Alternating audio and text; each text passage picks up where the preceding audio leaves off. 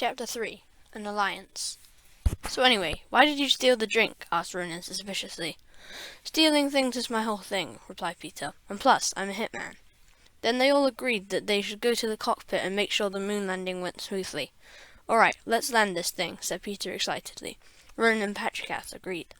Then Patricus added something very important that they needed to do. We need to at least tell all the passengers what's about to happen, he explained. So that's what they did. Peter grabbed the microphone and announced something through the speakers that transmitted into every room. Okay, so there's been a slight change of plan. We're not going to Mars after all. We're going to the moon!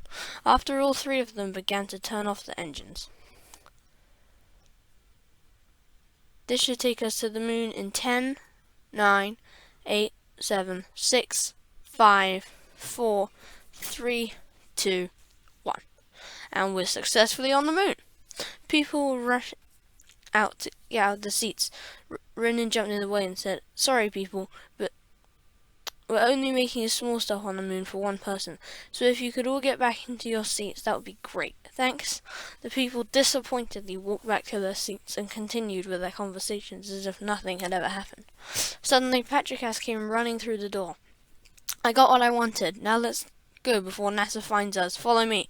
He led them back to the cockpit through the maze of corridors. "Here's a comm each.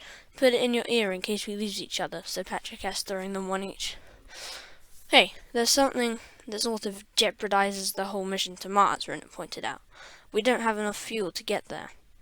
"I guess we must have used too much landing," queried Peter. "But there is somewhere else we can go not too far from here. A wormhole." "A wormhole? Why would you want to go in a wormhole?" asked Ronan. "To see what's on the other side, obviously," answered Peter. After that, they realized that the NASA agents would probably soon find their way to the cockpit, so they decided to run through more of the corridors to the next cockpit. Once they were in the cockpit, Patricus pulled something suspicious out of his bag, crushed it in his hands and threw it at the wires. Suddenly all of the wires turned green and began to glow. Patricus turned around and said, "I just changed the electricity into an eco-friendly and more powerful energy source. Anyway, let's get this show on the road and get to a wormhole."